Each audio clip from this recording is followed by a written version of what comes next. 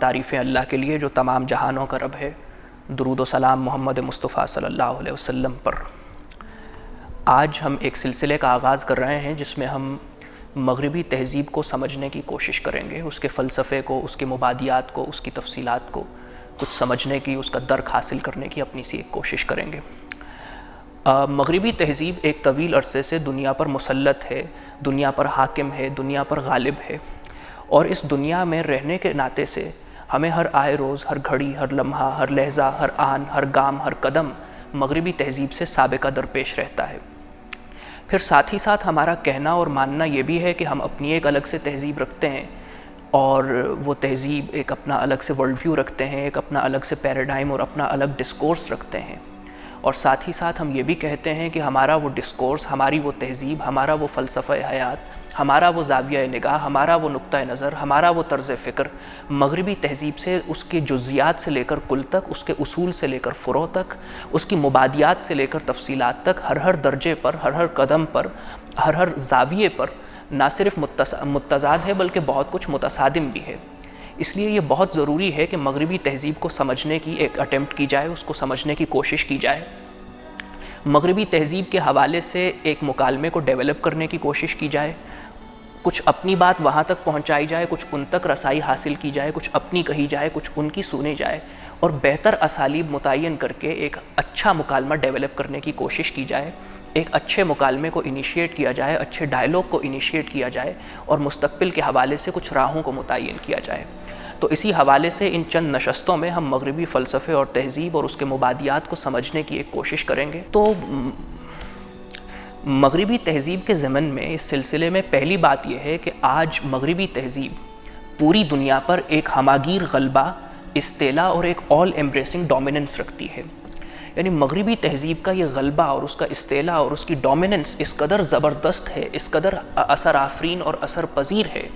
کہ بظاہر وہ تحریکیں بھی کہ جو مغربی تہذیب سے نبرد آزما ہیں اس کی مذمت بھی کرتی ہیں اور مزاحمت بھی کرتی ہیں، اور بہت اگلے مورچوں پر اس سے نبرد آزما ہیں اور اس کو ختم کر کے، اس کو مٹا کر کے اس کی جگہ اپنی تہذیب قائم کر دینا چاہتی ہیں۔ لیکن اگر آپ دقت نظر کے ساتھ ان تحریکوں کا، ان لوگوں کا، ان گروہوں کا مطالعہ کریں تو آپ کو یہ محسوس ہوگا، اور ذرا سا تجزیہ کرنے پر آپ اس نتیجے تک پہنچ جائیں گے کہ خود ان لوگوں پر بھی کہ جو بظاہر مغربی تہذیب سے متحارب ہیں، ان سے نبرد آزما ہے، ان پر بھی مغرب کی تہذیب کا اثر اور اس کا تاثر بہت شدید ہے، اور یہ سب لوگ بھی مغربی تہذیب سے بڑی حد تک متاثر ہیں، اور اپنے رویوں کے اعتبار سے مغربی تہذیب کا غلبہ اور استیلا اور اس کی پرچھائی ان پر بھی موجود ہے۔ تو مغربی تہذیب کے غلبے کا اور تسلط کا اور ڈومیننس کا ایک پہلو تو یہ ہے کہ مغربی تہذیب نے اپنی فتوحات کے جھنڈے ان مورچوں پر بھی گاڑ دیے ہیں جو بظاہر اس کی مذمت اور مزاحمت کرنے والے اور اس کے سامنے رکاوٹ بننے والے ہیں، اور مغربی تہذیب سے لڑنے والوں پر بھی اس کا اثر بہت ہماگیر ہے۔ اور ساتھ ہی ساتھ مغربی تہذیب کا ڈومیننس اتنا شدید، اتنا آفاقی، اتنا عالمگیر، اتنا یونیورسل اور گلوبل ہے کہ پوری دنیا کی یہ تہذیب ہے، اور صحیح معنوں میں ہم کو یہ کہنا چاہیے کہ مغرب جدید مغرب کا فلسفہ اور جدید مغرب کی تہذیب یعنی اپنے اوریجن کے اعتبار سے ضرور یورپین ہے، لیکن اپنے ایکسٹینٹ کے اعتبار سے، اپنی اثر پذیری کے اعتبار سے، اپنے پھیلاؤ کے اعتبار سے، اپنی وسعت کے اعتبار سے یہ گلوبل اور یونیورسل تہذیب بن چکی ہے۔ قدیم زمانے میں ہوتا یہ تھا کہ ایک ہی وقت میں دنیا میں بہت سی تہذیبیں، بہت سے فلسفے زندگی گزارنے کے لیے بہت سے نقطہ نظر کو ایگزسٹ کیا کرتے تھے۔ یعنی آپ دیکھتے ہیں کہ پہلے زمانے میں ہندوستان کی تہذیب جلوہ گر ہے اور اپنی تمام تر پیرافرنیلیا کے ساتھ میں موجود ہے۔ چین میں چینیوں کی الگ تہذیب ایگزسٹ کر رہی ہے، عرب میں عربوں کی تہذیب ہے، قبائلیوں کی تہذیب اپنی جگہ پر موجود ہے، گریٹر ایران میں اس پورے فارس کے خطے میں، خراسان میں فارسی تہذیب اپنی پوری آب اور تاب اور شان اور شوکت کے ساتھ جلوہ گر ہے، مغرب میں یونان کی تہذیب ہے، روم کی تہذیب ہے، مغربی یورپ میں اپنی بہت سی تہذیبیں ایگزسٹ کرتی ہیں، نئی دنیا میں جو اس وقت تک دریافت نہیں ہوئی تھی، جہاں پر آج کل امریکہ ہوتا ہے، وہاں پر اور بہت سے تمدن اور ثقافتیں اور تہذیبیں موجود ہیں۔ تو ایک ہی وقت میں دنیا میں بہت سی تہذیبیں ایگزسٹ کیا کرتی تھیں، اور اس کی ایک وجہ بھی تھی کیونکہ دنیا کے مختلف خطوں اور مختلف گوشوں میں آپس میں اتنی کنیکٹیوٹی موجود نہیں تھی۔ دنیا کے مختلف خطوں میں آپس میں اتنا بہت سے روابط اور اس کی آسانیاں نہیں تھیں،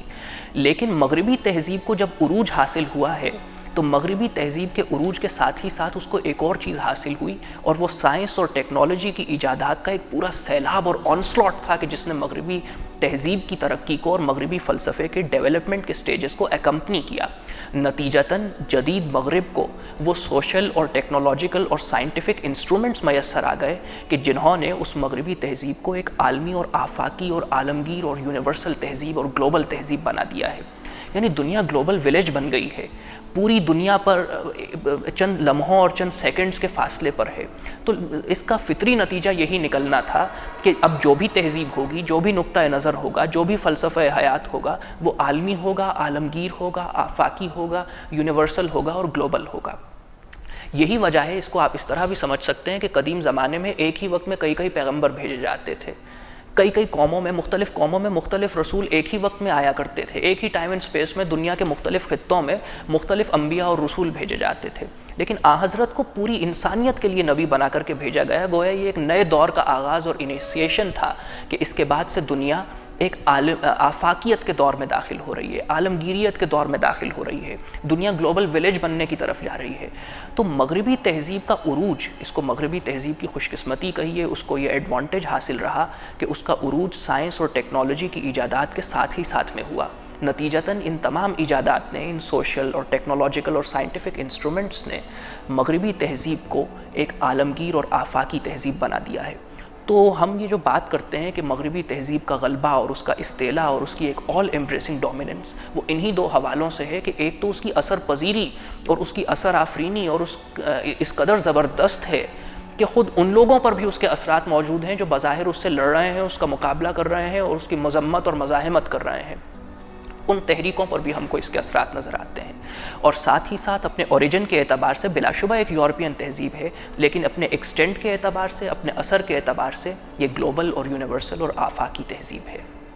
تو مغربی تہذیب کا غلبہ اور استعلاء بہت زبردست ہے، اور صحیح بات تو یہ ہے کہ اب تک بھی مغربی تہذیب کو فکری سطح پر، علمی سطح پر، فلسفیانہ سطح پر، تہذیبی سطح پر کوئی بہت بڑا اور سیریس چیلنج درپیش نہیں ہے، اور کوئی کانٹینڈر اس کا موجود نہیں ہے، کوئی کانٹیسٹنٹ موجود نہیں ہے۔ گویا مغربی تہذیب کا پنچھی تہذیبوں کے آسمان پر اکیلا ہی پرواز کر رہا ہے، اور اس وقت دنیا کی کیفیت گویا یہ ہے کہ دنیا اسی کی فضاؤں میں بسی ہوئی ہے، اسی کی ہواؤں میں رچی ہوئی ہے، اسی تہذیب کے رنگ میں رنگی ہوئی ہے، اسی کے ڈھنگ سے سجی ہوئی ہے، اور گویا اسی کے انگ سے بنی ہوئی ہے۔ اسی لیے وہ اکبر الہ آبادی کا شعر ہے نا کہ غزالی و رومی کی بھلا کون سنے گا، محفل میں چھڑا نغمہ اسپنسر و مل ہے، کہ تم فلسفوں کے نقار خانے میں امام غزالی اور مولانا رومی کو لیے بیٹھے ہو، یہاں تو ہربرٹ اسپنسر اور جان سٹورٹ مل کی باتیں چل رہی ہیں۔ غزالی اور رومی کی بھلا کون سنے گا، محفل میں چھڑا نغمہ اسپنسر و مل ہے، یا سنے گا اقبال کون ان کو، یہ انجمن ہی بدل گئی ہے، نئے زمانے میں آپ ہم کو پرانی باتیں سنا رہے ہیں۔ تو مغربی تہذیب ایک زبردست غلبہ، استعلاء اور ایک آل ایمبریسنگ ڈومیننس رکھتی ہے۔ تو اب ہم اگر اس مغربی تہذیب کا ایگزیجیسس کر رہے ہیں، تجزیہ کر رہے ہیں، انالیسس کر رہے ہیں، تحلیل کر رہے ہیں،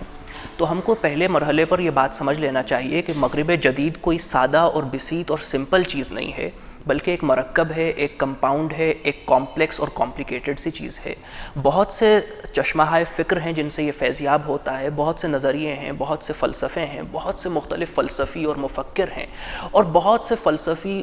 اور فلسفے جو باہم ایک دوسرے سے متضاد بھی ہیں اور ایک دوسرے سے اتفاق بھی کرتے ہیں، متفق بھی ہیں اور مختلف بھی ہیں۔ وہ ایک دوسرے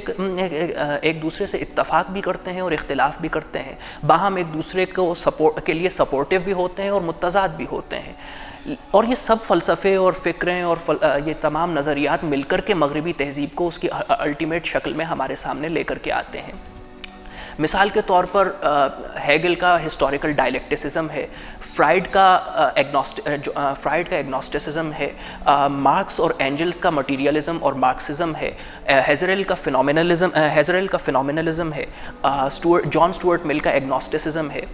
ہیومنزم ہے، کمیونزم ہے، کیپٹلزم ہے، لبرلزم ہے، سیکولرزم ہے،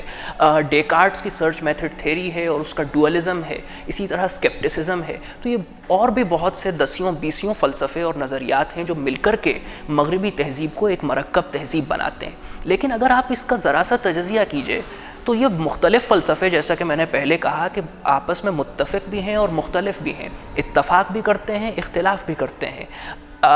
ایک دوسرے سے ان اکارڈنس میں بھی ہیں اور ایک دوسرے سے متصادم بھی ہیں، لیکن ان سب کا پیوٹ پوائنٹ، ان سب کا فوکس یہ ہے، اگر آپ ان کی جڑ، بنیاد اور کنہ میں جائیے تو یہ تمام فلسفے خدا کے بجائے کائنات، روح کے بجائے مادہ اور حیات اخروی کے بجائے حیات دنیاوی یعنی آخرت کی زندگی کے بجائے دنیا کی زندگی پر فوکس کرتے ہیں۔ یعنی تمام فلسفے، چاہے ان کا ایسنس کچھ بھی ہو، چاہے کچھ بھی کہیں اور کیسے ہی فلسفے بگھارے جائیں، لیکن خدا کے بجائے ان کا فوکس کائنات پر ہوگا، روح کے بجائے مادے پر ہوگا اور حیات اخروی کے بجائے حیات دنیاوی پر ہوگا۔ گویا ہم خدا کو ثابت تو نہیں کر سکتے، ہم یہ تو قطعیت کے ساتھ نہیں کہہ سکتے کہ خدا ہے کہ نہیں ہے، مگر یہ دنیا تو ایک حقیقت کے طور پر موجود ہے۔ اسی کو بنانے اور سنوارنے میں اور سجانے میں اور اسی کو آگے بڑھانے میں ہم کو اپنا کردار ادا کرنا چاہیے۔ ہم روح کی حقیقت تک نہیں پہنچ سکتے، مگر مادے کی چکا چوند تو پوری دنیا میں یہاں اور وہاں اور نزدیک اور دور پھیلی ہوئی ہے، اس لیے ہم کو مادے پر اپنا ایمفیسس اور فوکس کرتے ہوئے اس میں ایسی تحقیقاتیں کرنا چاہیے کہ جس کے نتیجے میں ہم آگے بڑھ سکیں اور اپنی زندگی کی گاڑی کو آگے لے کر کے جا سکیں۔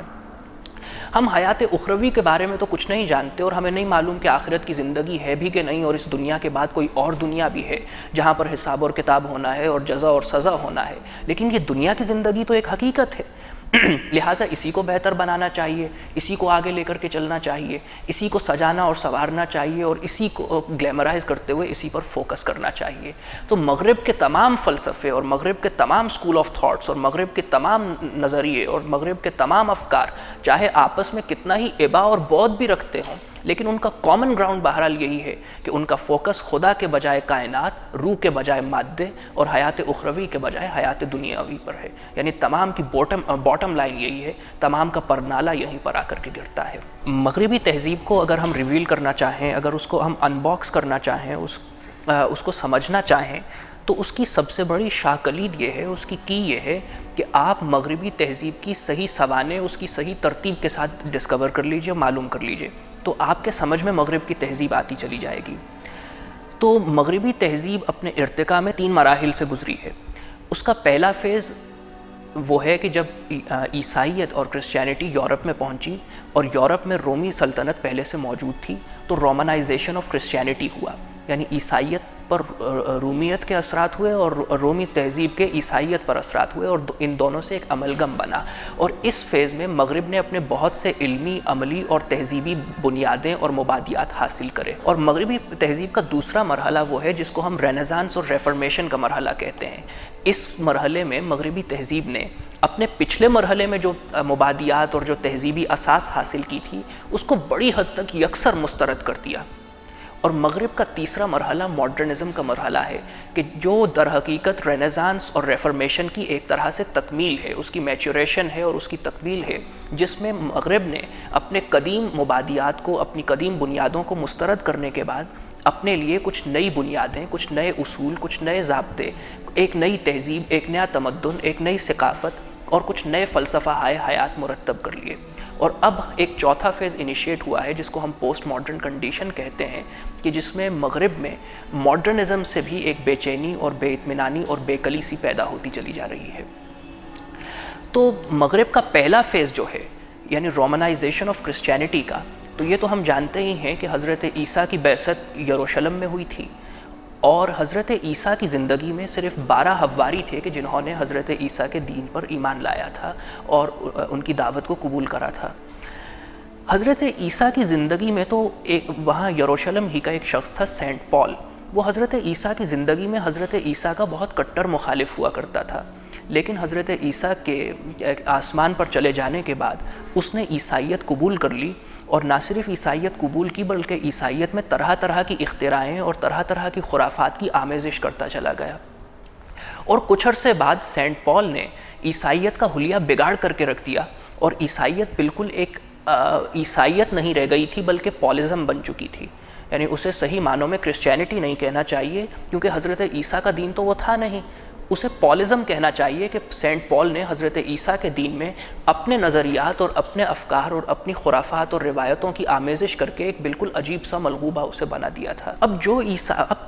کچھ عرصے تک تو یہ ہوتا رہا کہ اصل عیسائیت جو حضرت عیسیٰ کی تعلیمات کو ماننے والے تھے وہ بھی موجود رہے اور سینٹ پال کا حلقہ متاثرین بھی موجود رہا، لیکن پھر رفتہ رفتہ دھیرے دھیرے آہستہ آہستہ حضرت عیسیٰ کے اصل تعلیمات کے ماننے والے کم سے کمتر ہوتے چلے گئے اور غلبہ اور ڈومیننس پھر سینٹ پال ہی کے ماننے والوں کا ہوا۔ اب یورپ میں جو عیسائیت پہنچی تھی بیزنٹائن ایمپائر، بازنطینی سلطنت کے راستے، وہ یہی پولک کرسچینٹی تھی، وہ اصل عیسائیت نہیں تھی بلکہ وہ یہ پولزم تھا جو یورپ میں پہنچا تھا۔ اور اس وقت بازنطینی سلطنت پر وہاں کے حکمران اور فرمانروا کانسٹنٹائن کی حکومت تھی۔ تو جب عیسائیت یورپ پہنچی اور کانسٹنٹائن کی سلطنت میں پہنچی تو کانسٹنٹائن نے انتشار سے بچنے کے لیے عیسائیت کو قبول کر لیا، یعنی اس نے یہ خیال کیا کہ اب یہاں پر یہ لوگ اپنی تبلیغ کریں گے، کچھ لوگ ان کا مذہب قبول کر لیں گے، کچھ لوگ ان کی مخالفت کریں گے، خامخواہ میں ایک کشمکش پیدا ہوگی، سلطنت کے امور بگڑیں گے، خامخواہ ہی میں ایک انتشار پیدا ہوگا۔ تو اس مسئلے کا اس نے حل یہ نکالا کہ اس نے آپ عیسائیت قبول کر لی تاکہ ملک میں انتشار پیدا نہ ہو۔ لیکن چونکہ عیسائیت پہلے بجائے خود کوئی شریعت تو تھی نہیں، سینٹ پال نے اس کو شریعت قرار دیا تھا، ورنہ حضرت عیسیٰ تو حضرت موسیٰ ہی کے دین کی تکمیل کے لیے آئے تھے اور بنی اسرائیل ہی کی کھوئی ہوئی بھیڑوں کو جمع اور تلاش کرنا چاہتے تھے، اور بقول ان کے وہ باقی انسانوں تک اپنا پیغام نہیں پہنچانا چاہتے تھے، یا بائبل کے الفاظ میں وہ اپنے بیٹوں کی روزی اور رزق کو کتوں کے آگے نہیں پھینکنا چاہتے تھے۔ تو ایسے میں جب وہ عیسائیت یورپ میں اور بازنطینی سلطنت میں پہنچی تو وہ پہلے سے پال کے نظریات کی ملاوٹ والی عیسائیت تھی، پولک کرسچینٹی تھی، پالزم تھا، اوپر سے اس پر رومی اثرات بھی بہت مرتب ہوئے، اس میں بت پرستی داخل ہو گئی، اس میں تثلیث کا نظریہ سینٹ پال داخل پہلے ہی کر چکا تھا، اس میں عجیب طرح کی گریک میتھولوجی کی آمیزش ہونا شروع ہو گئی، فلسفہ یونان کا وہاں پر بہت زور تھا، اور پہل تو فلسفیوں نے اس پولک کرسچینٹی کی مخالفت کی، اور ان پولک کرسچنز نے فلسفہ یونان اور یونان کی منطق کی مخالفت کی، لیکن کچھ ہی عرصے بعد یونانی فلسفہ عیسائی مبلغین پر کچھ ایسا غالب آیا کہ وہ مذہب کی تشریحات یونانی منطق سے کرتے تھے اور یونانی منطق کی توجیحات اپنے مذہب سے کرتے تھے، اور یہ باہم دیگر ایسے گتھ گئے آپس میں، ایسے مدغم ہو گئے کہ یہ ڈسٹنکشن کرنا بہت مشکل ہو گیا تھا کہ کہاں پر مذہب کی سرحد ختم ہوتی ہے اور یونانی فلسفے اور منطق کی سرحد اور شروع ہوتی ہے۔ تو یورپ میں تو یہ پہلا فیز تھا کہ رومنائزیشن آف کرسچینٹی ہوا، اور پھر اسی بازنطینی سلطنت کے مشہور فرمانروا جسٹینین نے، جو اپنے قانون دانی کی وجہ سے بہت مشہور ہے، یہ حکم نامہ جاری کیا کہ تمام فلسفی اس کی سلطنت کو چھوڑ کر کے باہر نکل جائیں۔ اس کی وجہ یہ تھی کہ پال کی جو کرسچینٹی بازنطینی سلطنت میں پہنچی تھی اس کی کوئی علمی اور فکری بنیادیں تو تھی نہیں، دلائل کی بنیاد پر تو اس کے مقدمات کبھی استوار ہی نہیں کیے گئے تھے، وہ تو محض سینٹ پال کی ذہنی اختراعوں پر اور خرافات پر مبنی اور مشتمل تھی۔ تو نتیجہ یہ ہوا کہ فلسفی وہاں کے اس پر تنقید کرتے تھے، اس پر اعتراضات کرتے تھے، طرح طرح کے دلائل دیتے تھے جن کے سامنے اہل کلیسا بالکل لاجواب ہو کر کے رہ جاتے تھے۔ تو بجائے اس کے کہ ان کو دلائل سے مطمئن کیا جاتا، اس کا آسان حل یہ نکالا گیا کہ بادشاہ کو انفلوئنس کر کے جسٹینین سے یہ حکم نامہ جاری کرا دیا گیا کہ تمام فلسفی بیک جنبش قلم یہ حکم ہو گیا کہ صاحب تمام فلسفی سلطنت کی حدود کو ترک کر کے باہر چلے جائیں۔ اب اس کے بعد یورپ پر اہل کلیسا کا اور اس پولک کرسچینٹی کا مکمل غلبہ اور تسلط ہو گیا، اور یہاں پر اہل کلیسا نے اپنے کچھ ڈوگماز ایجاد کیے کہ جس پر ان کے تمام مذہب کی جڑ اور کی بنیاد اور اساس تھی۔ اب ایسے میں بہت سے ڈوگماز جو سینٹ پال نے ایجاد کیے تھے ان میں سب سے اہم، سب سے پہلا ڈوگما تو تثلیث کا نظریہ تھا، یعنی ایک میں تین اور تین میں ایک کا نظریہ، جو اپنی کوئی عقلی اور فکری اور استدلالی بنیاد نہیں رکھتا تھا، اور ایک بالکل غیر عقلی اور غیر منطقی اور غیر فکری نظریہ تھا۔ اسی طرح الوہیت مسیح کا نظریہ اس نے ایجاد کر لیا کہ حضرت عیسیٰ تو خدا ہیں، اور باپ بیٹا اور روح القدس کا نظریہ، اور اس سب میں اس نے تلاش کر لیا اور الوہیت مسیح، حضرت مسیح کے حوالے سے ان کی الوہیت کا دعویٰ کر دیا۔ اسی طرح اس نے کفارے کا عقیدہ ایجاد کیا کہ حضرت عیسیٰ نے مصلوب ہو کر کے تمام عیسائیوں کا کفارہ ادا کر دیا ہے، اور اب تمام عیسائی جو چاہیں کرتے رہیں، بالآخر حضرت عیسیٰ کے کفارے کے طفیل آخر میں جنت ہی میں جانا ہے۔ تو ایک طرح اس نے کفارے کا عقیدہ ایجاد کر لیا۔ اسی طرح پوپ کی معصومیت کا عقیدہ ایجاد کر لیا گیا کہ پوپ جو ہے وہ انکرپٹیبل ہے، اور نان پرون ٹو ایرر ہے، مطلب وہ کوئی غلطی نہیں کر سکتا ہے. تو کلیسا کا پادری جو ہے، مطلب پاپائے روم جو ہے، وہ کوئی غلطی نہیں کر سکتا، معصوم، وہ ایک معصوم عن الخطا ہستی ہے. اسی طرح اور بہت سے نظریے اور عقیدے اس نے ایجاد کر لیے، اور ان میں ایک یہ بھی تھا کہ کلیسا بالکل مختار کل ہے اور اسے ہر معاملے میں حتمی اور قطعی اختیار حاصل ہے، اور ساتھ ہی ساتھ میں کلیسا کو لوگوں کے گناہ معاف کرنے کا اختیار بھی حاصل ہے. وہ جب چاہے کسی کے کتنے ہی گناہ ہوں، پوری زندگی کے گناہ اس کے بخش سکتی ہے، ان کو معاف کر سکتی ہے. تو آپ سمجھ سکتے ہیں کہ جب اس طرح کے عقائد اور نظریات پنپیں گے اور اس طرح کے عقیدے اور نظریات آگے بڑھیں گے اور ان کو ایک اختیار اور اقتدار بھی حاصل ہوگا، اور ان کو بڑی ریاستوں کی پیٹرونیج بھی حاصل ہوگی، بڑی بڑی ریاستیں اور جاگیردار ان کو پیٹرونائز کر رہے ہوں گے، تو کلیسا ایک غیر معمولی قوت کا نام ہوگا. یعنی اس کو الٹیمیٹ اختیارات حاصل ہیں، وہ ایک اومنی پوٹنٹ ہے، وہ ہر معاملے میں اس کا حکم اور اس کی خواہشات لوگوں کے لیے حکم کا درجہ رکھتی ہیں، اور اس کا کہنا حتمی اور قطعی اور بدیہی اور لابودی ہے. اور کلیسا کو یہ اختیار حاصل ہے کہ وہ لوگوں کے گناہ بھی معاف کر سکتی ہے. تو اس کا نتیجہ ایک بدترین قسم کی استبدادی مذہبی آمریت ہونا تھا، یعنی تھیوکریسی کا نظام وجود میں آیا. تو سینٹ پال کے ان تمام تر اختراعات کے نتیجے میں یورپ میں ایک بدترین قسم کی تھیوکریسی مسلط ہو گئی، مذہب کی آمریت اور مذہبی جبر مسلط ہو گیا، جس میں کلیسا ہی سب کچھ تھا، اور تمام اختیارات کلیسا سے جاری ہوتے تھے اور واپس کلیسا ہی تک واپس آ کر کے پہنچتے تھے. کلیسا ہی ابتدا بھی تھی اور کلیسا ہی تمام تر اختیارات کی انتہا بھی تھی. لہٰذا اب نتیجہ یہ ہوا کہ یورپ میں ایک بدترین قسم کی تھیوکریسی مسلط ہو گئی. پھر پڑھنے لکھنے سے اہل یورپ کو ڈارک ایجز میں ویسے ہی کچھ تعلق نہیں تھا، اور بہت سے باربیرین ٹرائبز نے آ کر کے یورپ میں قدیم تہذیبیں، یونان اور رومی تہذیب کا مغربی یورپ سے تو صفایا ہو ہی چکا تھا، اور جو کچھ علم کی رمق باقی تھی اور تہذیب کی چمک برقرار تھی، وہ تو مشرقی یورپ میں بازنطینی سلطنت میں موجود تھی. ورنہ مغربی یورپ میں، ویسٹرن یورپ میں تو مکمل طور پر کیوس تھا، گلوم تھا، اندھیرا تھا، تاریکی تھی، تیرگی تھی، اور جن کو یورپی مصنفین بھی اپنے تئیں ڈارک ایجز کہتے ہیں، یعنی اپنے تاریک عہد تاریک اس کو تعبیر کرتے ہیں. لوگ نہاتے نہیں تھے، لوگ پڑھتے نہیں تھے، لوگوں کو پڑھنا لکھنا نہیں آتا تھا. پورے شہروں میں صرف کسی کلیسا اور گرجا کے پادری ہی وہ لوگ ہوا کرتے تھے کہ جو پڑھنا اور لکھنا جانتے تھے. پھر یورپ میں ایک عجیب طرح کی انارکی بھی موجود تھی. کوئی مستقل حکومتیں قائم نہیں تھیں، کوئی نظام نہیں تھا. جس کی لاٹھی ہوتی تھی وہ جتنی چاہتا تھا قوم کو بھینسوں کی طرح ہانکتا چلا جاتا تھا.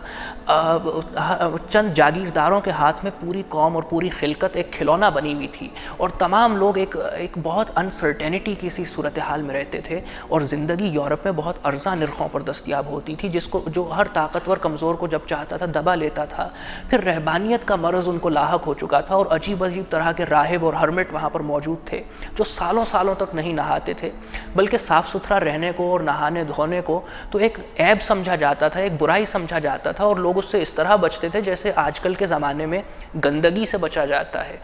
تو یورپ ایک بہت ہی خراب کیفیت میں تھا، اور اس پر ایک ظلم اور استبداد اور جبر تھیوکریسی کی صورت میں، کلیسائے روم کی صورت میں مسلط تھا. لیکن قرون وسطیٰ میں، مڈل ایجز میں یورپ میں تبدیلیوں کا آغاز ہوا.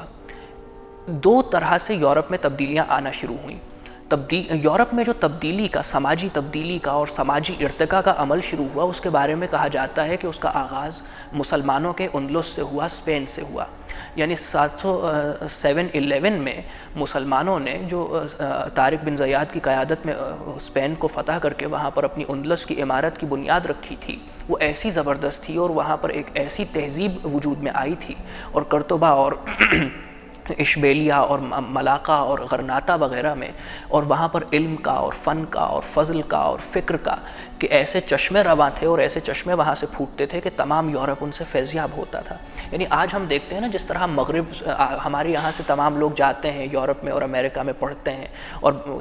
نام نہاد وہاں سے انلائٹنمنٹ اور روشن خیالی لے کر کے آتے ہیں، تو یقیناً اس زمانے میں یہ ایکویشن ریسیپروکیٹڈ تھی، مطلب الٹ تھا کہ یورپ سے تمام لوگ مسلمانوں کی قرطبہ کی یونیورسٹی میں پڑھنے کے لیے تمام یورپ سے آتے تھے، اور وہاں سے نئے افکار سے متعارف ہو کر کے جاتے تھے. یعنی وہ زمانہ کہ جب پیرس شہر میں سرد برفانی راتوں میں صرف ایک لالٹین جلا کرتی تھی، وہاں قرطبہ میں شہر تو کیا، شہر کے باہر بھی 3 میل تک چراغاں ہوتا تھا. اور تمام لوگ حتیٰ کہ عورتیں بھی پڑھنا لکھنا جانتی تھیں، اور کئی عورتیں شاعر ہوا کرتی تھیں اور علوم دینیہ کی اور فلسفے اور منطق کے علوم کی اور دیگر بہت سی چیزوں کی ماہر ہوا کرتی تھیں۔ بلکہ حالیہ تحقیق تو یہاں بہت سے مورخین نے تو یہاں تک لکھا ہے کہ لیڈی ڈاکٹرز اس زمانے میں اندلس میں موجود ہوا کرتی تھیں۔ تو یورپ جب اندھیروں میں ڈوبا ہوا تھا تو اس زمانے میں اندلس ایک ایسی چیز تھی کہ جو یورپ میں روشنی کا ایک مینار تھی، اور تمام یورپ اپنی تاریکی اور تیرگی میں اندلس سے روشنی حاصل کرتا تھا، اور مسلمانوں کے اسپین سے اندلس سے تمام تر جدید افکار اور نظریات، اور اس کے علاوہ بھی مسلمانوں کی کچھ کالونیز جو یورپ میں موجود تھیں، مثلا ساؤتھ فرانس میں فریگزینیٹم پر مسلمانوں کا ایک ریاست ایک اسٹیٹ سی موجود رہی ہے۔ اسی طرح ساؤدرن فرانس میں اور مسلمانوں کی بہت سی سلطنتیں اور مملکتیں اور عمارتیں موجود رہی ہیں۔ تو یورپ میں مسلمانوں کے مغرب کے ذریعے سے، یعنی مغربی یورپ میں اسپین اور فرانس، جنوبی فرانس سے یورپ میں انلائٹنمنٹ مسلمانوں کے ذریعے سے پہنچتا چلا جا رہا تھا۔ لیکن میری نگاہ میں یقیناً اندلس کی تہذیب کا اور اندلس کی معاشرت کا یورپ پہ ایک ہماگیر اثر ہے، اور اس نے یورپ میں سماجی تبدیلی کی رفتار کو بہت کچھ تیز کیا اور اس میں بہت کچھ کنٹریبیوٹ کیا۔ لیکن میری نگاہ میں اس سے بھی زیادہ بڑا کردار صلیبی جنگوں نے ادا کیا تھا۔ یعنی صلیبی جنگیں 2 صدیوں تک محیط رہیں، اور صلیبی جنگوں کا بنیادی عنوان تو نفرت ہے نا، کہ مشرق اور مغرب کے درمیان، عیسائیت اور اسلام کے درمیان ایک نفرت کی جنگیں ہو رہی تھیں، اور 2 صدیوں تک مسلسل اور متواتر یہ جنگیں ہوتی رہیں اور خون بہتا رہا۔ لیکن اگر آپ تجزیہ کریں تو یورپ صلیبی جنگوں کے دوران میں یورپ میں کچھ بہت بڑی تبدیلیاں رونما ہونا شروع ہو گئیں، اور یورپ کی ایک بہت بڑی آبادی نے صلیبی جنگوں میں عملی طور پر حصہ لیا تھا، اور مغرب سے ہزاروں کی تعداد میں لوگ مشرق میں آئے تھے، یہاں پر ٹھہرے تھے، یہاں پر رکے تھے، کئی نسلیں انہوں نے یہاں پر بتائی تھیں، اور صلیبی جنگوں میں ناکامی کے بعد یہاں سے واپس گئے تھے۔ تو اس بہت سے عرصے میں وہ مسلمانوں کی زبان سے بہت بہتر طور پر متعارف ہوئے، وہ مشرقی اقدار سے، روایتوں سے بہت اچھے سے متعارف ہوئے، وہ آئیڈیاز جو یہاں پر پریویل کر رہے تھے انہوں نے بہت قریب سے دیکھا اور ان کا مشاہدہ کرنے کا ان کو موقع ملا، اور یہ تمام چیزیں جس زمانے میں ساتھ ہی ساتھ ہوتی رہیں۔ پھر سائنس اور ٹیکنالوجی میں مسلمان بہت آگے تھے، طب میں، میڈیکل میں، تمام چیزیں، انجینئرنگ میں۔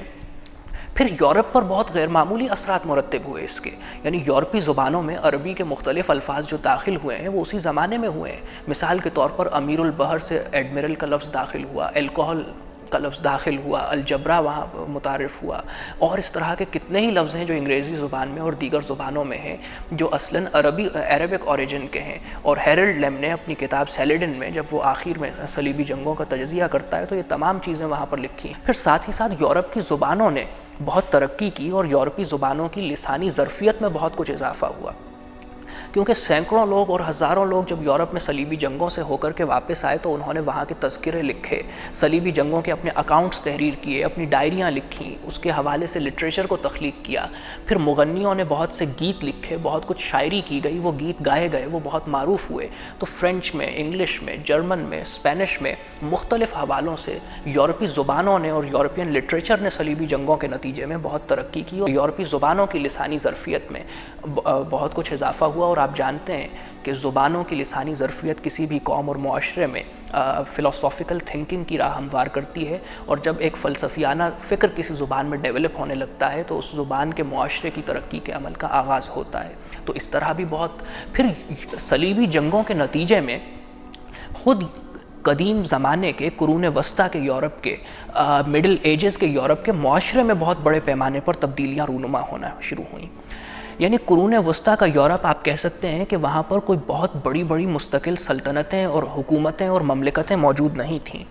یورپ مختلف جاگیروں کا ایک مجموعہ تھا، وہ بظاہر سلطنتیں ایگزسٹ کرتی تھیں، مگر بادشاہ اور ان کی بادشاہتیں اور ان کی سلطنتیں اور ان کی حکومتیں محض جاگیرداروں کے ایک کلب کی نمائندہ تنظیم کی حیثیت رکھتی تھیں۔ لیکن صلیبی جنگوں کا تمام بوجھ چونکہ جاگیرداروں نے، کاؤنٹس نے اور ڈیوکس نے اٹھایا تھا، اور بہت سے کاؤنٹس اور ڈیوکس تو خود بنفس نفیس بھی صلیبی جنگوں میں شریک رہے تھے۔ جو خود شریک نہیں ہو سکے تھے انہوں نے اپنے جوان بیٹوں کو اور اپنے خاندانوں کو وہاں پر بھیجا تھا۔ کتنے ہی جاگیرداروں نے اپنے غلاموں کو آزاد کیا، جس کے نتیجے میں ہزاروں کی تعداد میں یورپ میں غلام آزاد ہوئے صلیبی جنگوں کے نتیجے میں۔ بہت سے جاگیرداروں نے اپنی جاگیریں تلف کر کے، اپنی جاگیریں بیچ کر، فروخت کر کے ان سے حاصل ہونے والے سرمایہ کو اپنی نجات اور بخشش اور مغفرت کے لیے صلیبی جنگوں میں کھپا دیا، کیونکہ کہا یہ گیا تھا کہ جو شخص صلیبی جنگوں میں کی مالی یا جانی مدد اور امداد کرے گا اس کے پچھلے تمام گناہ بخش دیے جائیں گے۔ تو اس طرح جاگیرداروں کا صلیبی جنگوں کے نتیجے میں خوب استحصال ہوا اور جاگیردارانہ نظام اور اس کی بنیادیں یورپ میں بہت کمزور پڑنے لگیں۔ اور جاگیرداروں کو جس طبقے نے ریپلیس کیا، چونکہ بہت سے غلام آزاد ہو گئے تھے، جاگیریں کمزور پڑ رہی تھیں، تو تجارت پیشہ اور ہنرمند متوسط طبقے نے جاگیرداروں کو ریپلیس کرنا شروع کیا۔ گویا یورپ کا معاشرہ صلیبی جنگوں ہی کے نتیجے میں دھیرے دھیرے رفتہ آہستہ ایک جاگیردار معاشرے سے ایک متوسط تجارت پیشہ اور ہنرمند معاشرے کی طرف ارتقاء کے عمل پر چل پڑا تھا۔ اسی طرح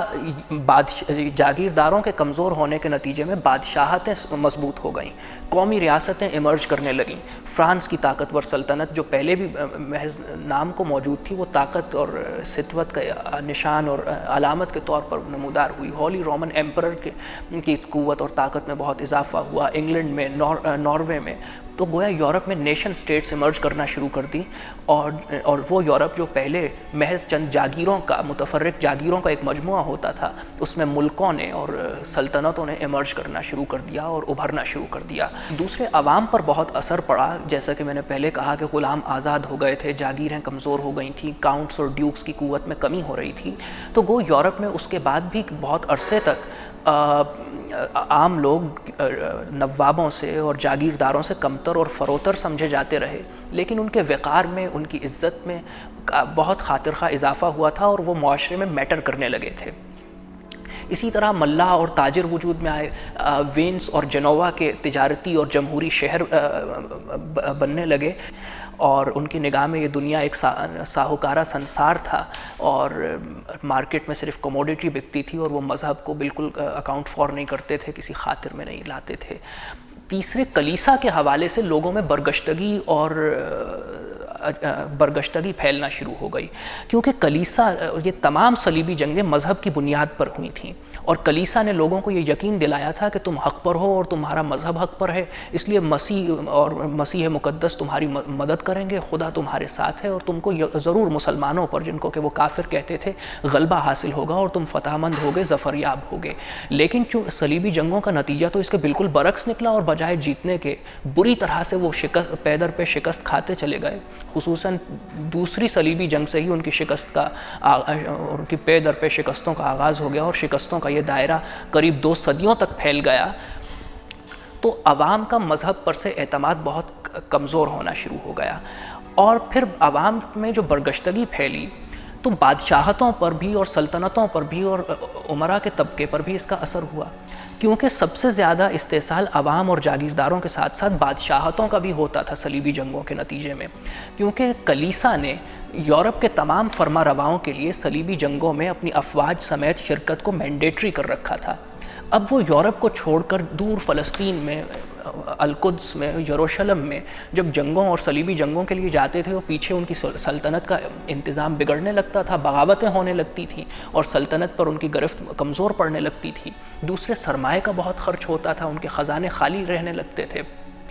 لہٰذا یورپی فرما روا بھی صلیبی جنگوں سے بہت زیادہ خوش نہیں تھے، اور وہ جان چھڑانا چاہتے تھے۔ لہٰذا جب عوام میں اس کے نتیجے میں کلیسا سے برگشتگی پھیلی، اور پھر اس کی ایک وجہ یہ بھی تھی کہ کلیسا پیسوں کے عوض معافی نامے تقسیم کرتا تھا، یعنی کلیسا میں یہ تھا کہ کفارے کے معافی نامے اور کہ تمہاری بخشش ہو گئی ہے اور مغفرت ہو گئی ہے، وہ پیسوں کے عوض تقسیم کیے جاتے تھے، اور کلیسا کی حالت روز افزوں بہتر ہوتی چلی جا رہی تھی۔ کلیسا اور پوپ کی دولت میں اور پادریوں کی دولت میں روز افزوں اضافہ ہو رہا تھا، اس لیے عوام میں برگشتگی اور کلیسا سے بعد اور نفرت میں اضافہ ہوتا چلا گیا، اور بادشاہتوں نے بھی صلیبی جنگوں کے اخراجات اور خطروں سے بچنے کے لیے اور اپنی سلطنتوں کو استحکام اور دوام دینے کے لیے عوام کی اس نفرت کو سے فائدہ اٹھایا اور اس کو باقی رکھنا مناسب سمجھا۔ لہٰذا کلیسا کی گڈ ول یورپ میں بالکل ختم ہوتی چلی گئی، اور عوامی سطح پر بھی اور حکومتی سطح پر بھی کلیسا کا جو احترام اور اثر اور رسوخ تھا، وہ آہستہ آہستہ یورپ میں کم سے کم تر ہوتا چلا گیا اور بالآخر ختم ہو گیا۔ ان تمام تر حالات اور تحولات کے نتیجے میں یورپ میں رینیسانس اور ریفرمیشن کی یعنی نشأت ثانیہ اور اصلاح مذہب کی تحریک کا آغاز ہوا، جس کا آغاز تو سٹیسبرگ سے ہوا تھا، جرمنی سے، اور مارٹن لوتھر نے کیا تھا۔ اور جیسا کہ میں نے پہلے کہا کہ یورپ مسلمانوں کے اسپین سے بھی اور صلیبی جنگوں کے نتیجے میں بھی مسلمانوں میں ہونے والی علمی اور فکری ترقی سے متعارف ہو چکا تھا، اس لیے مارٹن لوتھر کے بارے میں بھی یہ کہا جاتا ہے کہ وہ ابن رشد کے فلسفے سے بہت حد تک متاثر تھا اور اس کے افکار کو یورپ میں پھیلانا چاہتا تھا۔ یہاں پر میں ذرا ٹھہر کر کے ایک وضاحت کر دینا چاہتا ہوں کہ ہم یہ بالکل بھی نہیں کہہ رہے کہ یورپ میں یہ جتنی بھی تبدیلیاں ہوئیں اور سماجی طور پر یورپ نے ارتقا کیا اور ترقی کی منازل طے کی، اور یورپ میں نشأت ثانیہ اور اصلاح مذہب کے نتیجے میں رینیسانس اور ریفرمیشن کے نتیجے میں جو ترقی یورپ کو حاصل ہوئی، جو عروج حاصل ہوا، وہ محض مسلمانوں کے مرہون منت تھا۔ ایسا ہم ہرگز نہیں کہہ رہے۔ ہاں یقیناً مسلمانوں کی تہذیب اور اس دور کے مسلمان اندلس کا اور صلیبی جنگوں کے زمانے میں جو یورپینز نے اہل اسلام سے اور مسلمان دنیا سے سیکھا تھا، اس کا ایک بہت کلیدی کردار اس میں ضرور ہے، لیکن یہ کہنا کہ سبھی کچھ وہ تھا، یہ بالکل بھی درست نہیں ہے۔ اصل میں معاشرے اور سماج بجائے خود بھی ارتقاء کا اور ایوولوشن کا ایک سفر طے کر رہے ہوتے ہیں۔ اس طرح کے غیر معمولی واقعات، اس طرح کے غیر معمولی انفلوئنسز یا کوئی غیر معمولی قسم کی انقلابی تحریک یا غیر معمولی قسم کی لیڈرشپ سماج میں تبدیلی کے اس پروسیس کو ایکسیلریٹ ضرور کر دیتی ہے، سماج میں ارتقاء اور تبدیلی کے عمل کو مہمیز دیتے ہوئے تیز ضرور کر دیتی ہے، لیکن سماج بجائے خود جو ترقی اور ارتقاء کا سفر طے کر رہا ہوتا ہے، اس میں اگر یہ بہت سے ایکسٹرنل فیکٹرز نہ بھی ہوں، یعنی کسی بیرونی معاشرے کا انفلوئنس نہ بھی ہو، جیسا کہ یورپ پر مسلمانوں کے معاشرے کا انفلوئنس تھا، کوئی غیر معمولی انقلابی تحریک نہ بھی برپا ہو، کوئی غیر معمولی لیڈرشپ نہ بھی پیدا ہو، تو معاشرہ خود جو ارتقاء کا سفر طے کر رہا ہوتا ہے تو وہ از خود بھی اس مقام تک اور اس جگہ تک پہنچ جاتا ہے، لیکن اس کے پہنچنے میں بہت دیر ہو جاتی ہے تو ایسے بہت سے فیکٹرز ارتقاء اور ترقی کے اس عمل کو ایکسیلریٹ کر دیتے ہیں، اس کو تیز کر دیتے ہیں، جیسا کہ یورپ میں ہوا کہ ان تمام تر عوامل کے نتیجے میں یورپ جلدی میں ان تمام جگہوں پر اور ان مقامات پر ترقی کی منزلوں پر پہنچ گیا جو شاید کہ اگر یہ بہت سے ایکسٹرنل فیکٹرز اور مسلمانوں کا انفلوئنس اور مسلمانوں کا پازیٹیو انفلوئنس اگر نہ ہوتا تو یورپ ان جگہوں پر اور ترقی کے اس مقام پر بہت دیر میں پہنچ پاتا۔ جیسے کہ آپ ہمارے یہاں دیکھ سکتے ہیں، یعنی سماج اب ارتقاء کا سفر طے کرتے کرتے ایسے مقام پر پہنچ جاتا ہے کہ جہاں ایک سیچوریشن پوائنٹ آ جاتا ہے، سماج کی گاڑی آگے نہیں بڑھ پا رہی ہوتی ہے، سماج ایک جگہ پر ٹھہر سا جاتا ہے اور وہاں پر ایک انقلابی تحریک کی ضرورت ہوتی ہے جو انجن کی طرح، یعنی انقلاب دنیا کی تاریخ میں انجن کی طرح ہوتے ہیں جو معاشروں کو اور سماج کو آگے لے کر کے جاتے ہیں۔ ایسے میں اس سیچوریشن پوائنٹ پر پہنچنے کے بعد کہ جہاں پر سماج اور معاشرہ تبدیل ہونا مانگتا ہے، اگر کوئی تبدیلی اور ارتقاء کا پازیٹیو عمل شروع نہ ہو تو سماجی بنت اکھڑنے لگتی ہے، سوشل فیبرک ڈسٹارٹ ہونے لگتا ہے، معاشرے کا تانا بانا اکھڑ جاتا ہے اور پھر بکھرنے لگتا ہے۔ یعنی سماج اپنا ارتقاء کا سفر طے کرتے کرتے وہاں پر پہنچ جاتا ہے کہ جہاں پر پرانا سماجی ڈھانچہ کولیپس کرتا ہے، وہ ختم ہوتا ہے اور ایک نئے سماجی ڈھانچے کی بنیاد رکھی جاتی ہے۔ سماجی رشتوں کو اثر نو ڈیفائن کرنا پڑتا ہے، سماج تبدیل ہونا مانگتا ہے۔ یعنی اگر آپ اپنے سماج کو، یعنی ہم پاکستان کے سماج کو یا مجموعی طور پر بر صغیر کے سماج کو دیکھیں تو ہم جس طرح کے سیاسی اور معاشرتی اور معاشی بحرانوں کا سامنا کر رہے ہیں، جس طرح کے بحران ہم کو سماجی طور پر اور تہذیبی طور پر اور علمی اور فکری سطح پر درپیش ہیں، یہ اس بات کو ڈپکٹ کر رہے ہیں، یہ اس بات کو انڈیکیٹ کر رہے ہیں کہ ہمارا سماج بھی اس جگہ کو پہنچ گیا ہے کہ جہاں پر سماج تبدیلی چاہتا ہے، جہاں پر سماجی رشتوں کو اثر نو ڈیفائن کرنے کی ضرورت ہے، ایک نئے سماج کی اور کچھ نئے سماجی ضابطوں کی بنیاد رکھنے کی ضرورت، ایک نئے سماجی نظام اور ایک نئے سوشل کانٹریکٹ کی ضرورت محسوس کی جاتی ہے، اور ہمارا سماج بھی وہاں تک پہنچ گیا ہے۔ بین ہی یہی کیفیت ہندوستان میں بھی ہے، جبھی تو وہاں پر RSS اور مودی کا ظہور ہوتا ہے۔ ہاں ایک فرق ہندوستانی سماج میں اور ہمارے یہاں ضرور ہے کہ ہندوستان میں چونکہ سسٹم کسی نہ کسی طور پر انٹیکٹ ہے اور نظام پر لوگوں کا اعتماد بھی کسی نہ کسی حد تک بحال ہے، اس لیے وہاں پر جو سماجی تبدیلی ہوگی وہ from with in the system بھی ممکن ہے، لیکن ہمارے یہاں تو ہر گزرتے ہوئے دن کے ساتھ سماجی نظام پر، سیاسی نظام پر، معاشی اور معاشرتی نظام پر ہر گزرتے دن کے ساتھ لوگوں کا عدم اعتماد بڑھتا چلا جا رہا ہے، تو ہماری یہاں تو یہ سماجی ڈھانچہ مکمل طور پر کولیپس کرے گا، اور ایک انقلابی تحریک کی ایسے میں یقیناً ضرورت ہوتی ہے کہ سماجی ڈھانچے کے کولیپس کرنے کے بعد تمام تر اختیار اور تمام تر اقتدار چوکوں چوراہوں گلیوں محلوں میں بکھر جاتا ہے، تو ایسے میں کسی انقلابی لیڈرشپ کی اور ایک انقلابی تحریک کی ضرورت یقیناً محسوس کی جاتی ہے کہ وہ چوراہوں اور گلیوں اور چوکوں پر بکھرے ہوئے اس اقتدار کو، بکھرے ہوئے نظام اور اختیار کو مجتمع کر کے اسے ایک نئے سماج کی بنیاد رکھ سکیں اور نئے اصولوں پر، نئے نظریات پر استوار ہو۔ خیر یہ تو برسبیل تذکرہ آ گیا تھا، ہم واپس مغرب کے اپنے موضوع کی طرف لوٹتے ہیں۔ تو مارٹن لوتھر کی تحریک کے نتیجے میں یورپ میں بڑے پیمانے پر اصلاح مذہب کی تحریک کا آغاز ہوا، ریفرمیشن کا اور رینیسانس کا آغاز ہوا، جس کے نتیجے میں یورپ پروٹیسٹنٹس اور کیتھولکس میں بٹتا چلا گیا۔ بہت سے ملک جو مارٹن لوتھر سے اور اس کے افکار و نظریات سے متفق تھے وہ کلیسائے روم سے آزاد ہوتے چلے گئے اور پروٹیسٹنٹس کہلائے، اور بہت سے لوگ جو پھر بھی اس کے ساتھ منسلک رہے کلیسائے روم کے ساتھ وہ کیتھولک بدستور کہلاتے رہے۔ لیکن کلیسا کے اقتدار کو ایک دھچکا اور ایک جھٹکا لگ چکا تھا اور اس کی بنیادوں میں ایک تزلزل برپا ہو چکا تھا۔ یعنی اقبال نے کہا تھا نا کہ کلیسا کی بنیاد رہبانیت تھی، سماتی کہاں اس فقیری میں میری، خصومت تھی سلطانی و راہبی میں کہ وہ سربلندی ہے یہ سربزیری، سیاست نے مذہب سے پیچھا چھڑایا، چلی کچھ نہ پیرے کلیسا کی پیری، ہوئی دین و دولت میں جس دم جدائی، ہوس کی امیری ہوس کی وزیری۔ تو مارٹن لوتھر کی تحریک کے نتیجے میں کلیسا کو ایک ایسا جھٹکا لگ گیا تھا کہ جس سے وہ آج تک بھی جانبر نہیں ہو سکا ہے۔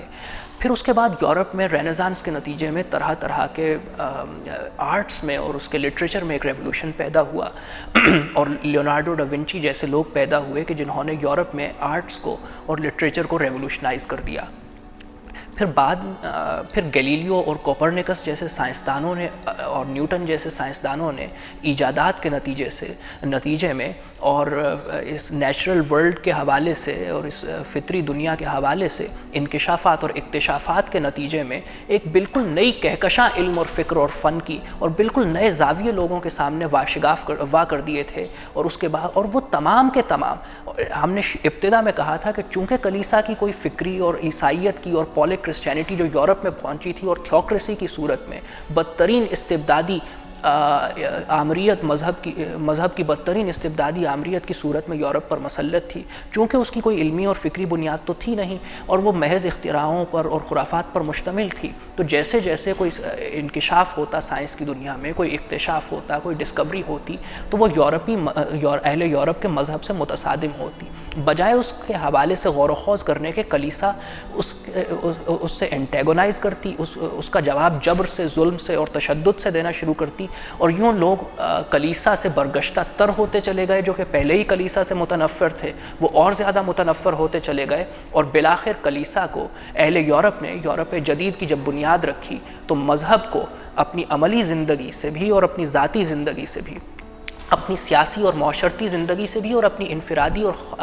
خاندانی زندگی سے بھی بالکل بے دخل کر دیا، ڈسکارڈ کر دیا، ڈیفینسٹریٹ کر دیا، اور یورپ میں مذہب کی کوئی جگہ نہیں تھی۔ یعنی ایک زمانے میں جس یورپ میں مذہب کا طوطی بولتا تھا، اہل کلیسا کے جبر کی وجہ سے اور ان کے غیر علمی اور غیر منطقی رویوں کی وجہ سے اس یورپ سے مذہب کا بالکل دیوالا نکل گیا، دیوالا پٹ گیا، اور بالکل مذہب کو انہوں نے اپنی عملی زندگیوں سے ڈسکارڈ کر دیا، ڈیفینسٹریٹ کر دیا، بے دخل کر دیا، اور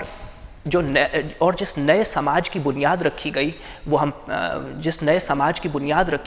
وہ اپنی اجتماعی حیات میں سیکولر تھا اور انفرادی زندگیوں میں لبرلزم پر مشتمل تھا۔ یعنی یورپ کا مجموعی مزاج یہ ہو گیا، جیسا کہ ہم پہلے کہہ چکے ہیں کہ اس کا تمام تر توجہ کا اور دلچسپیوں کا ارتکاز اور فوکس خدا کے بجائے کائنات، روح کے بجائے مادے، اور حیات اخروی آخرت کی زندگی کے بجائے حیات دنیاوی یعنی دنیا کی زندگی پر تھا۔ اب اس کے نتیجے میں ایک اور چیز یہ ہوئی کہ چونکہ فوکس دوسری طرف شفٹ ہو گیا تھا،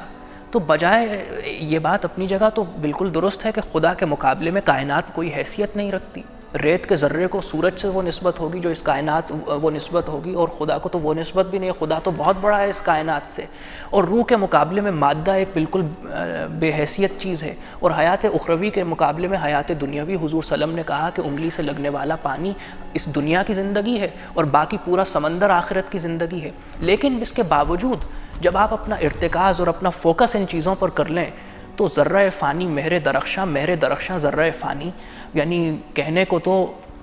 ان چیزوں کے مقابلے میں، ان چیزوں کو سورج کہیں تو یہ باقی کی 3 چیزیں ان کے مقابلے میں ذرہ فانی ہیں، لیکن ایک ذرہ فانی پر بھی اگر آپ فوکس کر لیں تو اس کے اندر کئی سمندر موجزن ہوتے ہیں، لہو خورشید کا ٹپکے اگر ذرے کا دل چیریں۔ تو اس حوالے سے یورپ میں غیر معمولی ایجادات ہوئیں اور انسانوں کی زندگی بہت حد تک سہل اور آسان ہوتی چلی گئی۔ یعنی یورپ کا فوکس میٹا فزکس کے بجائے فزکس پر ہو گیا تھا، مابعد الطبیعیات کے بجائے طبیعیات پر ہو گیا تھا۔ اس لیے غیر معمولی ایجادات ہوئیں جس نے لوگوں کی زندگی کو بہت آسان کیا، اجتماعی طور پر یورپ میں معیار زندگی کو بلند کیا، اور ساتھ ہی ساتھ میں یورپ کو ایک انڈسٹریل ریولوشن نے اور ان سائنسی ایجادات نے ایک معاشی اور سیاسی اور عسکری قوت بنا دیا، اور یورپ کا پھر سیاسی اور عسکری اور فوجی غلبہ اور تسلط اور استعلا بھی پوری دنیا پر دھیرے دھیرے ہوتا چلا گیا، اور اس کے نتیجے میں یورپ پوری دنیا میں پہلے ایک فکری، علمی اور تہذیبی قوت بنا، اور اس کے بعد ایک عسکری، فوجی اور سیاسی اور معاشی قوت بھی بنتا چلا گیا۔ تو ایک طرف تو اس میدان میں بہت کچھ ڈیولپمنٹ ہوئی، دوسرے سوشل سائنسز کے میدان میں بھی یورپ نے بہت کچھ ترقی کی، نئے نظام ڈیولپ کیے گئے، جمہوریت ملی جس سے انسانیت کو بطور مجموعی بھی یقیناً کچھ فائدہ ہوا ہے، اور ہمیں اس کا کھلے دل سے اور خندہ پیشانی سے اور کشادہ جبیں سے اعتراف بھی کرنا چاہیے۔ جمہوریت کے نتیجے میں انسان کو اس کا مقام کسی حد تک معاشرے میں انسانیت کا مقام بحال ہوا، ورنہ پہلے تو بادشاہوں اور جاگیرداروں کی غلامی ہی تمام انسان کرتے رہتے تھے۔ باٹم لائن ہم یہی کہہ سکتے ہیں کہ اس تمام تر ٹرانزیشن اور اس تمام تر شفٹ اور اس تمام تر ارتقاء اور اس تمام تر تبدیلی کے نتیجے میں یورپ ایک ناقابل تسخیر قوت بن کر کے ابھرا۔ اب سوال یہ پیدا ہوتا ہے کہ جب یورپ میں یہ عظیم انقلابات اور یہ عظیم تبدیلیاں رونما ہو رہی تھیں، ایسے میں مسلمان کیا کر رہے تھے؟ تو مسلمان اپنے ماضی کے جو ان کو ترقی اور اقتدار حاصل ہو چکا تھا، اس ترقی اور اقتدار کے بستر پہ بقول سید مودودی کے آرام سے استراحت فرما رہے تھے، سو رہے تھے۔ اب جب یورپ بہت کچھ ترقی کر چکا اور بہت آگے پہنچ گیا مسلمانوں سے، اور اس کی دیدہ دلیری اور اس کی قوت اور طاقت اور سطوت اور جلال اس حد تک بڑھ گیا کہ وہ مسلمان عالم اسلام کے شہروں پر دستک دینے لگا اور مسلمانوں پر کی دنیا پر چڑھ دوڑا، تو جب ایسے میں مسلمان اپنے خواب غفلت سے بیدار ہوئے تو خفتہ و خوابیدہ جب وہ آنکھیں ملتے ہوئے اس میدان میں آئے تو انہیں معلوم ہوا کہ وہ تو کئی صدیاں پیچھے رہ گئے ہیں اور دنیا تو ان سے بہت آگے نکل چکی ہے۔ لہٰذا اور پھر جب انہوں نے ابتدا میں تو کوشش کی مقابلے کی، لیکن چونکہ وہ صحیح تجزیہ اور تجزیہ نہیں کر سکے تھے، انالیسز نہیں کر سکے تھے کہ یورپ کو یہ ترقی کن اساس اور کس مبادیات اور کن بنیادوں پر حاصل ہوئی ہے، اس لیے وہ پہلے ہی مرحلے میں جیسا کہ ہونا تھا وہ شکست کھا گئے۔ یورپ سے مسلمانوں کی شکست نے مسلمانوں میں ایک احساس کمتری پیدا کیا، اور مسلمان ڈیفیٹسٹ مینٹیلٹی کے ساتھ یورپ کو دیکھنے لگے اور یورپ سے متاثر ہوتے چلے گئے اور اپنی ہر چیز کو بیکار سمجھنے لگے، اور یورپ سے آنے والی ہر شے ان کے لیے لائق تکریم اور احترام ہوتی چلی گئی۔ تو یہ ایک مختصر سی داستان تھی یورپ میں تبدیلی کے آغاز کی، یورپ میں نشأت ثانیہ اور اصلاح مذہب کی، رینیسانس اور ریفارمیشن کی تحریک کی۔ اس کے بعد یورپ نے جو اپنی علمی سطح پر ترقی کی ہے، جو فکری اور فلسفیانہ سطح پر ترقی ہوئی ہے، یورپ نے جو اپنے لیے انٹلیکچوئل فاؤنڈیشنز فراہم کیے ہیں، انہوں نے دنیا میں ایک ہماگیر انقلاب برپا کر دیا ہے، اور یورپ کی وہ تہذیب جس کی جڑ، اساس اور بنیاد خدا کے بجائے کائنات، روح کے بجائے مادے اور حیات اخروی کے بجائے حیات دنیاوی پر ہے، تاحال دنیا پر حاکم، غالب، محیط، متصرف اور مسلط اور ایک آل ایمبریسنگ ڈومیننس رکھتی ہے، اور فی الحال ہمیں یورپ کا اس میدان میں کوئی سیریس کانٹیسٹنٹ اور کانٹینڈر نظر نہیں آتا۔